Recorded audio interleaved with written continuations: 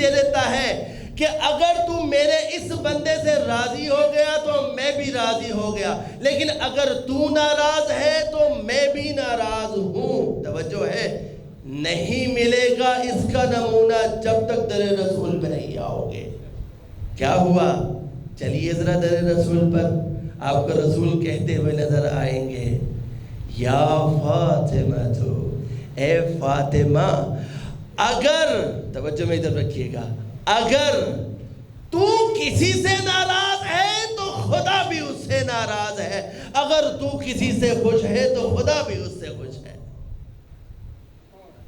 یہ عجیب منزل ہے کہ جس میں خداوند کریم اپنے بندے کو یہ پاور دے رہا ہے، یعنی اس کے اندر عبودیت اتنی جھلکتی ہوئی نظر آتی ہے کہ خداوند کریم اس کو سرٹیفکیٹ دینے کی اجازت دیتا ہے کہ جس سے تو خوش ہے میں بھی خوش ہوں، جس سے تو ناراض ہے اس سے میں بھی ناراض ہوں۔ پھر ہم کیسے کہہ دیں ان لوگوں کو رضی اللہ جن سے جناب سیدہ ناراض چلی گئی؟ آج ہمارے ممبروں سے ان کے لیے بڑا کچھ بیان ہو رہا ہے، لیکن یاد رکھیے مسلمات کو کبھی نہیں چھیڑا جا سکتا، جو چیزیں طے ہیں وہ طے ہیں۔ ایک یہ مرحلہ ہے، اب چلتے اگلے مرحلے پر۔ ایک مرحلہ یہ آتا ہے انسان کی زندگی میں کہ خداوند کریم خود اس کا خریدار بن جاتا ہے، اتنا راضی ہوتا ہے، اتنا راضی ہوتا ہے کہ خداوند کریم اس سے کہتا ہے بتا ایک رات سونے کی قیمت مجھ سے کیا لے گا؟ ان اللہ اشترى من المؤمنین بانفسهم واموالهم بان لهم الجنہ، کہ خداوند کریم کے بندوں میں سے ایک علی بھی ہے کہ جو رات کو بستر پہ سویا تو خداوند کریم کو اس کے سونے کی ادا اتنی پسند آئی کہ اس کے نفس کا خریدار خدا بن گیا۔ یہ کیسی رضایت کی منزل ہے۔ خود جب امیر المومنین سے کہا، پوچھا رسول خدا نے کہ اے علی، اس دن جب میں تجھے چھوڑ کر گیا تو بستر پر کیا عالم تھا؟ جب تلواریں تنی ہوئی تھیں تو کیا جواب دیا میرے مولا نے؟ کہا یا رسول اللہ، علی کو ساری زندگی اتنی میٹھی نیند کبھی آئی ہی نہیں۔ ایک یہ مرحلہ ہے، توجہ ہے آپ کی؟ 6 مقامات میں نے آپ لوگوں کو گوش گزار کیے۔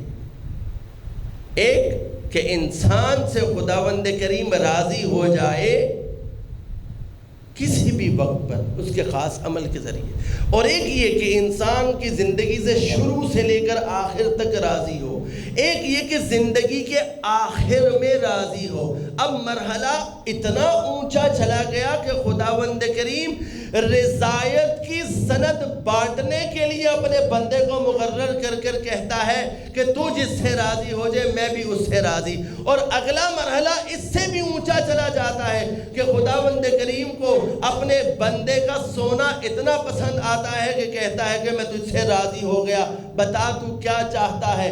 تیرے نفس کی قیمت جنت کے علاوہ کچھ بھی نہیں ہے۔ اور یہی تو امیر المومنین نے پیغام دیا کہ میرے چاہنے والوں یاد رکھنا، زندگی میں اگر کبھی اپنے نفس کا سودا کرنے کی باری آئے تو اپنے نفس کو جنت سے کم قیمت میں نہ بیچنا۔ ہم بک جاتے ہیں، کیسے؟ فیس بک کے ایک خوبصورت کلپ کے ذریعے، یوٹیوب کے ایک فحش کلپ کے ذریعے، کسی واٹس ایپ کے سٹیٹس کے ذریعے ہم اپنے نفس کو بیچ دیتے ہیں۔ اتنا سستا نفس، نفس بیچنا یعنی کیا مطلب؟ ویڈیو میرے سامنے آ گئی اور میں نے دیکھنا شروع کر دی، سوچا ہی نہیں کیا اس ویڈیو کو دیکھنے سے خدا خوش ہوگا یا ناراض ہوگا۔ اگر میں اس ویڈیو کو دیکھ رہا ہوں تو میں اپنی جہنم کو خرید رہا ہوں اپنے نفس کے بدلے میں۔ اور اکثر ایک جملہ بولتا ہوں، اس محرم میں تو بہت زیادہ بولا، کہ ہمارے زمانے کے لوگ جب روز محشر محشور ہوں گے، ہم قرآن میں سنتے ہیں نا سورہ یاسین جو کہ اپنے مرنوں کے والوں کے لیے رکھی ہوئی ہے، پڑھتے ہیں نا، اسی میں خداوند کریم ارشاد فرماتا ہے الیوم نختم علی افواہہم وتکلمنا ایدیہم وتشہد ارجلہم بما کانوا یکسبون۔ اس دن کس دن؟ خاص دن، یعنی قیامت والے دن۔ الیوم نختم علی افواہہم، اس دن ہم ان کے منہ پر ٹیپ لگا دیں گے۔ روز محشر منہوں کو خداوند کریم بند کر دے گا، تو کیا ہوگا؟ تکلمنا ایدیہم، ہاتھ گواہی دیں گے، وتشہد ارجلہم، پاؤں بولیں گے، بما کانوا یکسبون، کہ یہ کیا لے کر آیا، یہ دنیا میں کیا کرتا تھا۔ لیکن ہمارے زمانے کے لوگوں کو شاید انگلیاں نہیں، انگوٹھا زیادہ بولے گا۔ جیسے ہی یہ موبائل ہاتھ میں آتا ہے، ادھر سے ریلز کھلتی ہیں اور یہ انگوٹھے کو چین نہیں آتا ہے، چلتا جاتا ہے، چلتا جاتا ہے، چلتا جاتا ہے، اور کہاں جا کر رکتا ہے؟ وہاں جہاں میرے نفس کی مرضی ہے۔ کیوں اپنے نفس کو سستے میں بیچ رہے ہو؟ ایک چھوٹی سی گھنٹی ویڈیو کے بس ہمارا یہ انگوٹھا جواب دے گا کہ بار الہ یہ رکتا ہی نہیں تھا۔ یہ جو آج ہم اپنے جسم پر فخر کرتے ہیں، اس دن ہم اس انگوٹھے کی زبان بند نہیں کر سکیں گے۔ سوچ سمجھ کے میرے عزیز نوجوان، بوڑھوں سے مخاطب نہیں ہوں، اور اب آج کل تو بوڑھا کہنا بھی کسی کو ایک مسئلہ ہے، نوجوانوں سے مخاطب ہوں، اپنی زندگیوں کو ضائع نہ کریں، اپنی زندگیوں کو بچائیں، اپنے نفس کو جنت سے کم پہ سودا نہیں کریں۔ انشاءاللہ موقع ملا تھا اگلی 2 دن میں عرض کروں گا کہ کیسے ہم اپنے نفس کو بچا سکتے ہیں، لیکن یہاں پر ایک کلو دے کر، ممکن ہے کل آپ میں سے کچھ لوگ آئیں یا نہ آئیں، جب بھی کوئی ویڈیو دیکھیں ایک میزان مقرر کریں، آیا یہ ویڈیو دیکھنے سے خدا خوش ہوگا یا ناراض ہوگا؟ ایک اور مسئلہ ہے سوشل میڈیا پہ، ایک اور مسئلہ ہے کہ بسا اوقات ہمارے دونوں انگوٹھے کام کرتے ہیں، اسکرین پہ چلتے جاتے ہیں، چلتے جاتے ہیں، چلتے جاتے ہیں۔ گندا کمنٹ کرنے سے پہلے سوچیں آیا یہ کمنٹ خدا کو راضی کرے گا یا ناراض کرے گا؟ کسی کو کوئی فحش تصویر بھیجنے سے پہلے سوچیں کہ میرے زمانے کا امام اس سینڈنگ پہ راضی ہے یا نہیں۔ حتیٰ میں عرض کروں کہ آپ لوگوں کی زندگیاں معمولی نہیں، میں نے عرض کیا کہ آپ کو خداوند کریم نے ولایت علی جیسی نعمت دے کر ایک سٹیپ اوپر بٹھا دیا ہے۔ جب آپ کو ایک سٹیپ اوپر بٹھا دیا تو مجھے یہ بتائیں، آپ کو اور مجھے زیب دیتا ہے کہ حتیٰ ہم کوئی جوک جس کا کوئی مقصد نہیں ہے دوسرے کو فارورڈ کریں؟ آپ نے اور میں نے جوک فارورڈ کیا، کیا اس جوک فارورڈ کرنے سے میرے زمانے کا امام راضی ہوگا؟ جواب کیا ہونا چاہیے؟ نہیں۔ اگر نہیں تو فارورڈ کرنے سے رک جائیں۔ آج ایک جنگ ہے، ایک طوفان بدتمیزی ہے اور رکنے پر آ ہی نہیں رہا۔ انشاءاللہ کہ میرا یہ مجمع، یہ حسینی جوان ان گناہوں میں ملوث نہیں ہوں گے۔ درود پڑھے محمد وآل محمد پر۔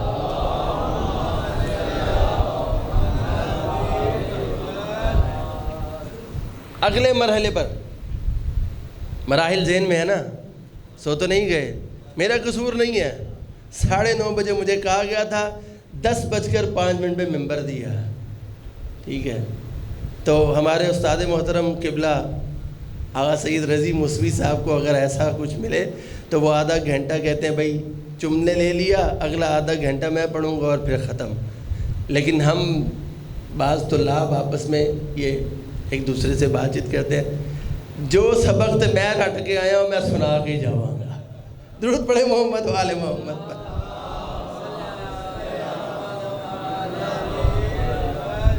آپ کو جگانے کے لیے بات کی تھی، ایسی بات نہیں ہے، آپ کی نیندوں کا بھی ہمیں خیال ہے۔ انشاءاللہ العزیز بہت جلد آپ کی زحمتوں کو تمام کیا جائے گا۔ خداوند کریم ہم سب کا یہاں بیٹھنا اپنی بارگاہ میں قبول فرمائے، اور انتظامیہ سے گزارش کروں گا اپنے اوقات کو تھوڑا پیچھے لے کر آئیں۔ خداوند کریم غریق رحمت کرے قبلہ جعفر خوارزمی صاحب کو، انہوں نے اس کے اوپر بڑا بولا اور کہا، خصوصاً ہماری شیخ برادری کو بہت زیادہ انہوں نے نشانہ بنایا اس حوالے سے، اور میں کہتا ہوں بہت خوبصورت کیا کہ ہم لوگوں کو عزا بھی اس وقت کرنی ہے جب ہم فارغ ہو جائیں، کوالٹی ٹائم ہمیں عزا کو نہیں دینا، ٹھیک ہے؟ جو لوگ کاموں سے تھکے ہوئے آئے ہیں اس وقت بار بار یوننگ کا شکار ہیں، ٹھیک ہے جی، وجہ کیا ہے؟ سارا دن کام کر کے ہیں، اب یہی فارغ وقت تھا ہمارے پاس، اور اسی وقت پر امام بارگاہ میں مجلس کا بھی انعقاد کیا گیا۔ آپ لوگوں کی مصروفیات کو مد نظر رکھتے ہوئے کوشش کریں کوالٹی ٹائم فرش عزا پر سپینڈ کریں۔ اس ٹرینڈ کو اگر ابھی آپ چینج کرنا شروع کریں گے تو اگلی آئندہ آنے والی 2 نسلوں میں یہ ٹرینڈ چینج ہوگا، ورنہ یاد رکھیے گا کہ وہ وقت دور نہیں جب ہم فرش عزا پر صرف اس وقت جائیں گے جب ہمارے پاس کوئی راستہ نہیں اور ایک ہی آپشن ہے فرش عزا کی۔ لہذا 10 بدس التماس ہے، میری بات اگر انتظامیہ کو بری لگے تو معذرت خواہ ہوں۔ درود پڑھے محمد وآل محمد پر، صلی علی محمد۔ بلکہ ہمارے استاد محترم کہا کرتے تھے کہ آپ کو بری لگنی چاہیے تاکہ آپ عمل کریں۔ ایک دفعہ پھر پڑھیں درود محمد وآل محمد پر، صلی علی محمد۔ اب جب ہم پہنچے جناب امیر پر کہ وہ اس منزلت کے مالک تھے کہ علی کی زندگی کا ایک لمحہ خدا کو اتنا پسند آیا کہ رضایت کی اس منزل پر فائز کر دیا کہ کہا کہ یہ تیرا سونا صرف اور صرف جنت کے عوض ہے، تو میں کیوں نہ ذکر کروں؟ جب میں نے علی کا ذکر کیا تو علی کے مولا کا ذکر کیوں نہ کیا جائے؟ خداوند کریم پارہ نمبر 2 تحویل قبلہ کے حوالے سے اس آیت کو درج کرتے ہوئے ہمیں ایک اور سٹیپ دکھا رہا ہے رضایت کا۔ وہ کیا ہے؟ خداوند کریم فرماتا ہے فَلَنُوَلِّيَنَّكَ قِبْلَةً تَرْضَاهَا، اے حبیب ہم دیکھ رہے تھے کہ تو مڑ مڑ کے آسمان کی طرف دیکھ رہا ہے۔ کیا ایک عجیب عاشقانہ مزاج، یعنی بات کرنے والا کون ہے؟ خدا۔ کس سے بات کر رہا ہے؟ اپنے حبیب سے۔ کس لہجے میں؟ کہ ہم دیکھ رہے ہیں کہ تم مڑ مڑ کے ہماری طرف دیکھ رہا ہے۔ معاملہ کیا تھا؟ جب تک تو رسول خدا مکہ میں موجود تھے، جو لوگ حج کر کے آئے ہیں ماشاءاللہ حاجی صاحب تشریف فرمائیں، جو لوگ حج کر کے آئے گواہی دیں گے، دیکھا ہے کہ جب تک رسول خدا مکہ میں موجود تھے تب تک رسول خدا نماز کے لیے اس طرح سے کھڑے ہوتے تھے کہ سینٹر میں کعبہ آتا تھا اور سامنے بیت المقدس ہوتا تھا۔ ریحان بھائی ادھر بیٹھ کے مسکرا رہے ہیں، انہیں وہ بات یاد بھی آ گئی ہے کہ خداوند کریم کا یہ حبیب اس طرح سے اس ڈائریکشن میں نماز پڑھتے تھے کہ درمیان میں کعبہ آتا تھا اور سامنے اس کے بعد بیت المقدس کی طرف۔ لیکن جب مدینہ میں آئے تو ٹوٹلی ڈائریکشن چینج 180 ڈگری۔ اب اللہ کے رسول سے صبر نہیں ہو رہا کہ کون سا وہ وقت، تو جانتے تو ہے نا علم نبوت سے کہ آیت اترے گی، خداوند کریم قبلے کو بدلے گا، لیکن ہر نماز میں خداوند کریم کے حبیب اس انتظار میں ہوتے تھے کہ ابھی آیت آئی کہ آئی، ابھی آیت آئی کہ آئی۔ تو خدا کہتا ہے کہ اے حبیب ہم نے آپ کا رخ اس قبلے کی طرف موڑ دیا جس سے آپ خوش ہیں۔ اللہ اکبر، یہ مقام اتنا عروج پر پہنچا دیا تو پھر مجھے کہنے کی اجازت دیجئے کہ ساری کائنات مل کر خدا کو خوش کرنا چاہتی ہے، خدا اپنے حبیب کو خوش کرنا چاہتا ہے۔ عجیب مرحلہ ہے عزیزان محترم، یہ پیک ہے رضایت کی۔ یہ تو سن لیا، میں نے ابتدا میں عرض کی تھی، یہاں سے جاتے ہوئے سوچئے پیغام کیا دیا۔ ہم نے یہ سنے فضائل، مختلف انداز میں. آج مختلف انداز میں سن لیے. ہمیں اس سے کیا سبق مل رہا ہے؟ یاد رکھیے، رضایت نفس کی کیفیت کا نام ہے. رضایت نفس کی ایک کیفیت کا نام ہے کہ خداوند کریم سے جب یہ بندہ خوش ہو جاتا ہے تو اس کی بارگاہ میں ماتھا ٹیک دیتا ہے اور خدا سے خوش ہو جاتا ہے. ممکن ہے کہ رضایت کا یہ درجہ نچلا ترین درجہ ہو، اور اس کے بعد جب خداوند کریم اپنے اس بندے کو اور نوازے تو رضایت کا مقام اس کا اپ گریڈ ہو جائے. یہ پاسبل ہے. توجہ ہے. بس جب میں اپنے نفس کو مخاطب کر خداوند کریم سے وہ تمام چیزیں مانگنے کی کوشش کرتا ہوں کہ جو مجھے ریکوائرڈ ہے، اور خدا مجھے وہ عطا نہیں کرتا، بشرطہا و شروطہا، ٹرمز اینڈ کنڈیشنز لاگو ہیں. کس طرح سے؟ کہ میں نے خدا سے مانگا بھی اور عمل بھی کیا. میں نے خدا سے طلب بھی کیا اور اس کی تمام ریکوائرمنٹس کو پورا کیا. جو ٹرمز اینڈ کنڈیشنز خدا نے لاگو کی تھی میں نے ان کو پورا کیا. یعنی میں نے کوئی حرام کام نہیں کیا، اور نہ ہی میں نے کسی حرام خواہش کو خدا کی بارگاہ میں مانگا. تو اب خدا کیا کہتا ہے؟ وہ جناب امیر کی دعائے کمیل، ان تجعلنی بقسمک راضیا قانعا. تو پھر اے خدا تو مجھے وہ ہمت اور طاقت دے کہ اس دنیا میں جو تو نے میرا حصہ رکھا ہے میں اس پہ راضی ہو جاؤں. یہ رضایت کی ایک اور منزل ہے جو ہم سے ریکوائرڈ ہے. اور یہاں پر رک کر آپ کو ایک معصوم کا فرمان سناؤں کہ جس کا نام ہی رضا ہے، یعنی خداوند کریم کے نزدیک درود اونچی آواز سے پڑھیں،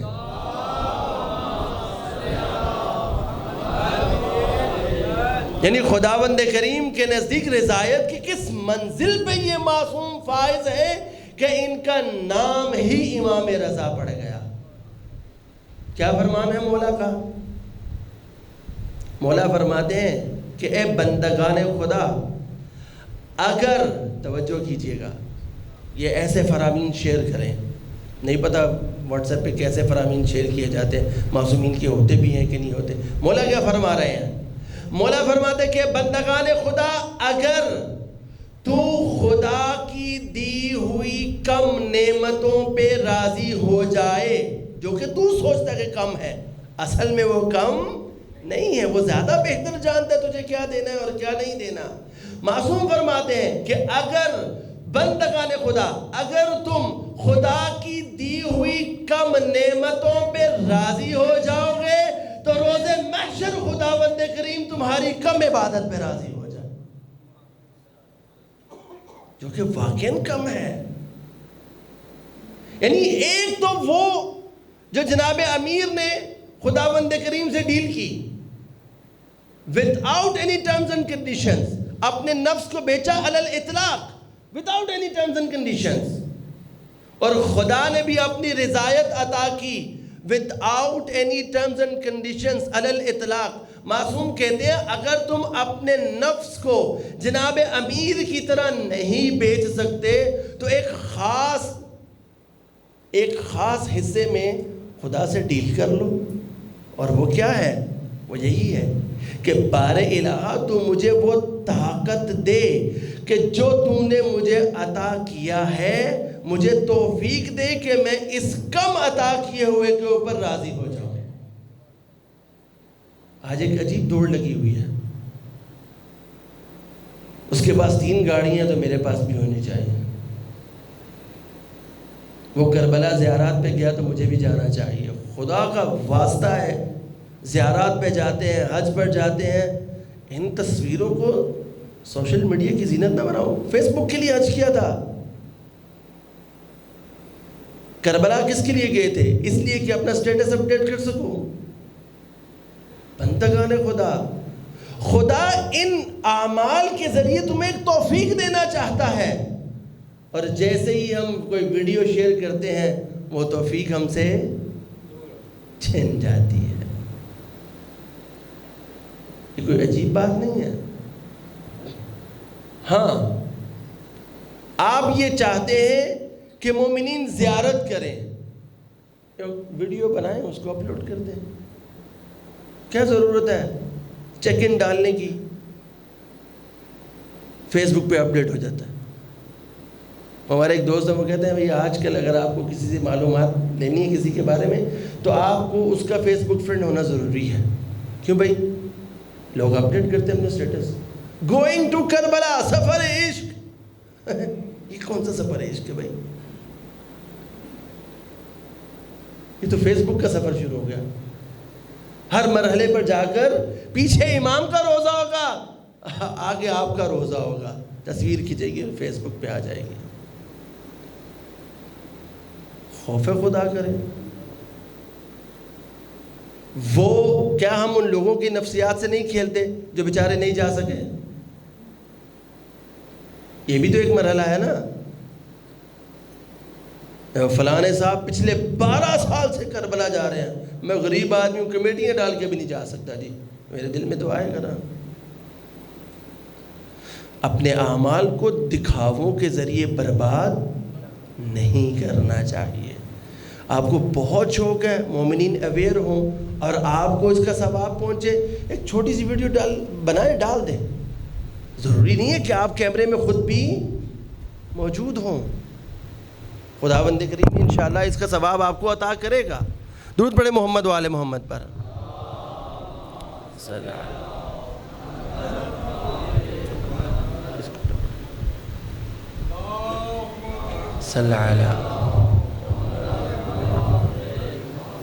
لہذا اگر انسان چاہتا ہے کہ رضایت میں وہ اپنے لیڈر کی تصویر بنے، اگر آپ اور میں چاہتے ہیں کہ ہم بھی رضایت کو پا سکیں، خداوند کریم کی اس توفیق کو حاصل کر سکیں، تو کیا کرنا پڑے گا؟ چھوٹا سا عمل. اس سوچ کو اپنے ذہن میں ڈیولپ کرنا ہے. کوئی بھی کام کرنے سے پہلے اس سوچ کو اپنے ذہن میں ڈیولپ کرنا ہے کہ آیا میرے اس کام سے میرے زمانے کا امام خوش ہے یا نہیں. تو دیکھیے خداوند کریم رضایت کی وہ منزل عطا کرے گا کہ خود حدیث قدسی میں خدا فرماتا ہے کہ پھر تیری آنکھ نہیں میری آنکھ بن جائے گی. پھر تیرا ہاتھ نہیں میرا ہاتھ بن جائے گا. پھر تیری زبان تیری نہیں میری زبان بن جائے گی. اپنے آپ کو رضایت کی اس منزل پر لانا پڑے گا. خداوند کریم ہمیں توفیق دے کہ جو معصومین نے رضایت کے حوالے سے ہمیں ارشادات فرمایا ہیں اپنی زندگی میں ان کو لاگو کر سکیں. یہ پیغامات ہم تک پہنچانے کے لیے معصوم نے بڑی قربانی دی ہے.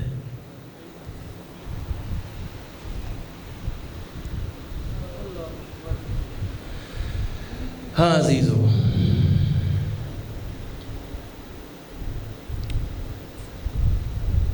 جناب سیدہ اپنے آخری وقت میں رخصت ہونے سے ایک دن پہلے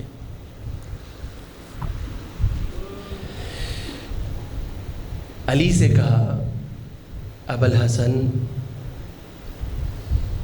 میرا دل کرتا ہے کہ آپ مجھے بابا کا وہ کرتا دکھائیں کہ جس میں آپ نے بابا کو غسل دیا تھا.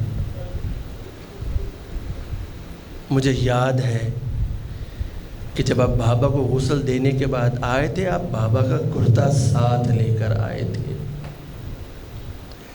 علی نے اس کرتے کو گھر میں کہیں چھپا رکھا تھا کہ کہیں ایسا نہ ہو کہ سیدہ کی کبھی نظر پڑے تو برداشت نہ کر سکے. سیدہ کا اصرار بڑھا تو ابوالحسن گھر کے اس کونے میں گئے، اس کرتے کو نکالا اور لا کر کھول کر سیدہ کو دکھانا شروع کیا۔ سیدہ نے جیسے ہی اس کرتے کو دیکھا تو ایک جملہ بولا یا ابتا، اور اس کے بعد غش کھا گئی۔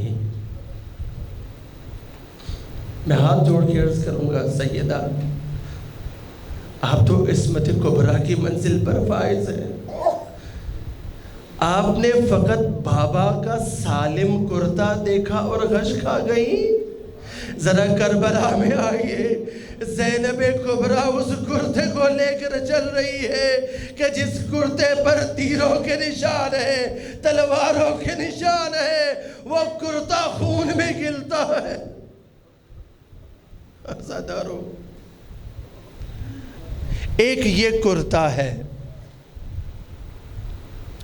کہ جسے امیر المومنین نے سیدہ کو دکھایا، ایک کرتا اور ہے۔ کسی نے معصوم سے پوچھا کہ میں دیکھتا ہوں کہ یکم محرم الحرام ہوتی ہے، آپ اور آپ کے چاہنے والے گریہ کرنا شروع کر دیتے ہیں، لیکن اصول تو یہ نہیں ہے۔ اصول یہ ہے کہ جب میت گھر میں آ جائے تو اس کے ورثہ میت کے بعد اس پر گریہ کرتے ہیں، لیکن یہاں یکم محرم الحرام ہوتا ہے، آپ اور آپ کے چاہنے والے گریہ کرنا شروع کر دیتے ہیں۔ اے فرزند رسول، اس کی وجہ کیا ہے؟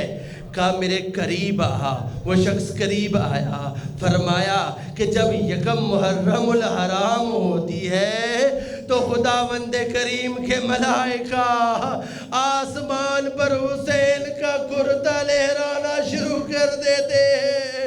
اس کرتے کا یہ عالم ہوتا ہے کہ کئی تیروں کے نشان ہوتے ہیں، کئی تلواروں کے نشان ہوتے ہیں، کئی سید الشہداء کا خون نظر آتا ہے۔ آزادارو، جب ہم اور ہمارے چاہنے والے اس کرتے کو دیکھتے ہیں تو برداشت نہیں کر پاتے، گریہ کرنا شروع کر دیتے ہیں۔ آپ کو پتہ ہے نا، سفر کے وہ ایام چل رہے ہیں کہ جب یہ لٹا ہوا قافلہ شام سے مدینہ کی طرف رواں دواں ہے۔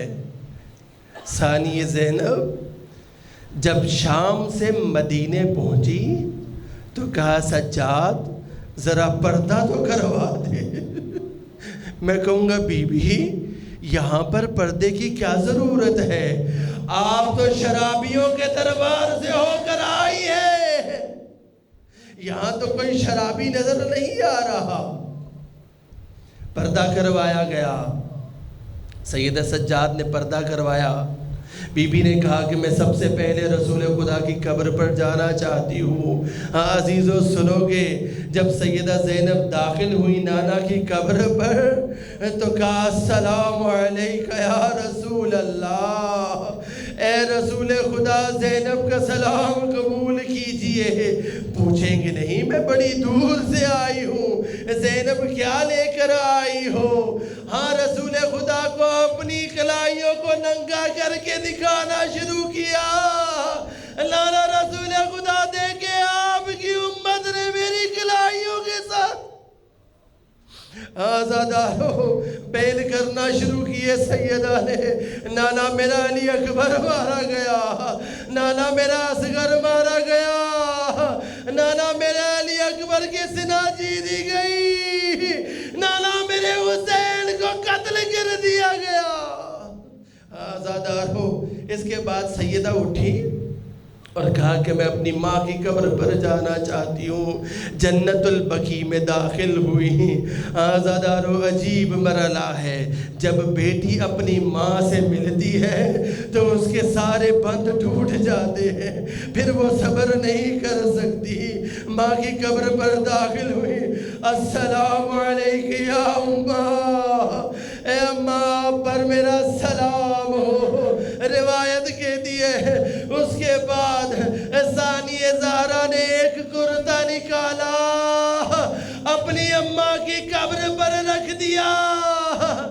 جیسے ہی اماں کی قبر پر رکھا، ابر اطہر لرزنے لگی، کہا ثانیہ زینب کرتا پیچھے ہٹا لے، میرا دل کہتا ہے اس وقت ثانیہ زینب نے کہا ہوگا ماں تو یہ کرتا برداشت نہیں کر سکتی، میں نے اپنے ماں جائے کو 70 گرام